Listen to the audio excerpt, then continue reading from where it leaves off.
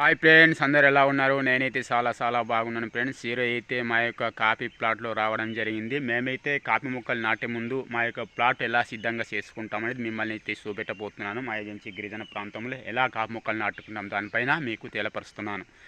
Okay friends, మేము ముందుగా ఎక్కడైతే అడవి చెట్లు ఎక్కువగా ఉన్నాయో అక్కడైతే మేము కాఫీ తోట అనేది మొక్కలు నాటుకోవడానికి ముందుగా వీడింగ్ అయితే తయారు చేస్తాము. వీడింగ్ చేసుకున్న తర్వాత గోతులు అయితే తీస్తాము. ఓకే ఫ్రెండ్స్, గోతులు తీసిన తర్వాత ఒక 2 రోజులు 3 రోజులు పోయిన తర్వాత మొక్కలు అనేది ఇలా నాటుకుంటాం ఫ్రెండ్స్. చూస్తున్నారు కదా, కాఫీ మొక్కలు అయితే ఇలాగ నాటుకోవడం జరుగుతుంది. ఓకే ఫ్రెండ్స్, ఇకున్న తర్వాత మళ్ళీ సమ్మర్ సీజన్ వచ్చిన తర్వాత మొక్కలకు గొప్ప అనేది ఇదైతే గత సంవత్సరం చేసినటువంటి కాఫీ మొక్కలండి. గత సమ్మర్ సీజన్లో అయితే ఈ మొక్క చుట్టల గొప్ప అనేది తీయడం జరిగింది. గొప్ప తీయడం వల్ల మొక్క కొద్దిగా ఎదుగుదల వచ్చింది.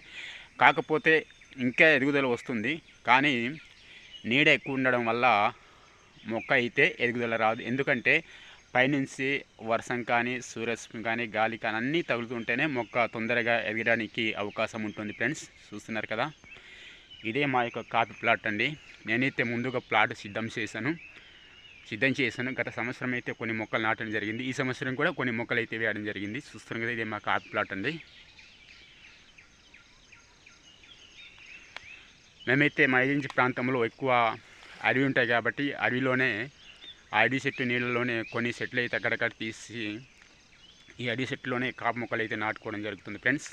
గొప్ప తీయడం వల్ల మనకైతే మొక్క అయితే ఇలా వచ్చిస్తుంది కదా ఫ్రెండ్స్. చూస్తున్నారు కదా, ఈ కాపు అయితే S9 కాపు అంటారు ఫ్రెండ్స్. ఇది చిన్న 2 సంవత్సరాలనే మనకు కాపు అనేది వస్తుంది.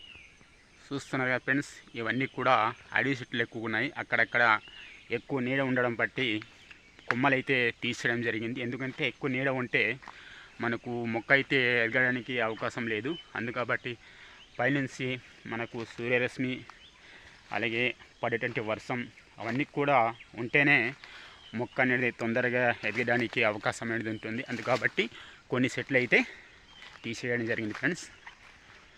అలాగనేసి మనం అడవి అయితే పాడు చేయడం లేదు.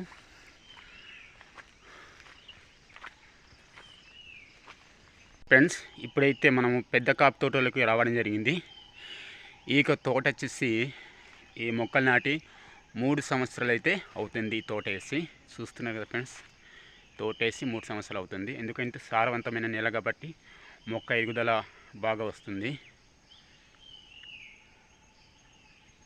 ఫ్రెండ్స్, మొక్క అయితే ఇలా వచ్చిన తర్వాత మనమైతే కట్ చేసుకోవాలండి. ఇలా పక్క నుంచి పిలకలు వస్తాయి కదా, ఈ పిలకలన్నీ కూడా మనం తీసేయాలి. ఎందుకంటే ఈ పిలకలు తీయకపోతే ఈ పిలకకే బలం అనేది వెళ్ళిపోతుంది. అందుకబట్టి ఈ పిలకలన్నీ కూడా తీసేయాలి. ఈ పిలకలు తీసేయడం వల్ల మనకు చెట్టు బలం రావడం కానీ, పండు సైజు అదే పిక్క సైజు పెరగడం కానీ, కాయ సైజు పెరగడం కానీ వచ్చే అవకాశాలు ఉన్నాయి. ఎందుకంటే పైన ఎదుగుతున్న కొమ్మలన్నీ కూడా మనము కత్తిరించుకోవాలి.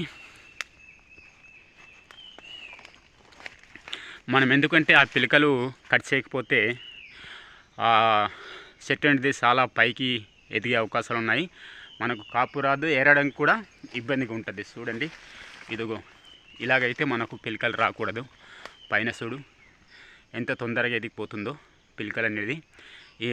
ఈ పక్కకున్నటువంటి పిలకలన్నీ కూడా మనం తీసుకుంటే కాపు అనేది బాగా వస్తుంది.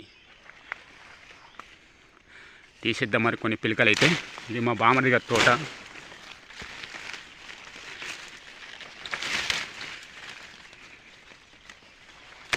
ఇలా పిలకలు తీసేయడం వల్ల మనకు ఎదుగుదల అనేది తొందరగా వచ్చే అవకాశం ఉన్నాయి. మనం ఏరేటప్పుడు మనము కాఫీ పళ్ళు కోసే ముందు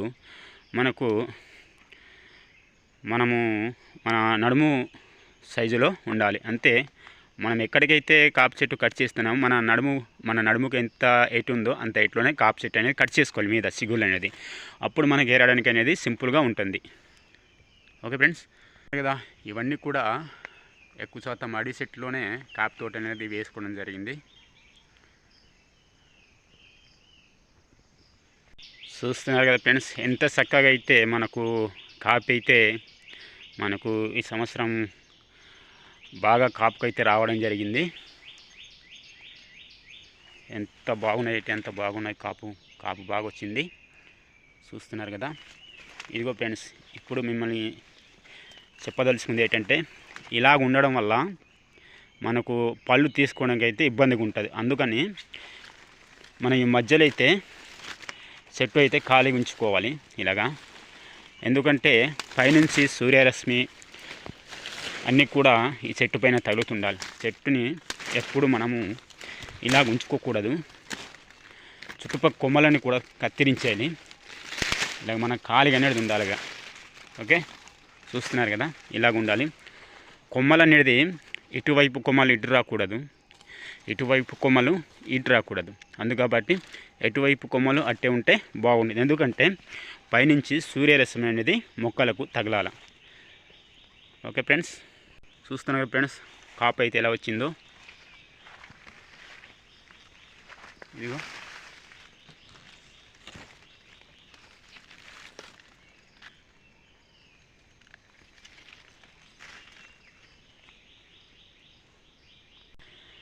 ఈ కాపు తోటకి వచ్చే ముందు మనకు అడవి సారు దుంపలు అనేసి ఇక్కడ మనకు ఉంది.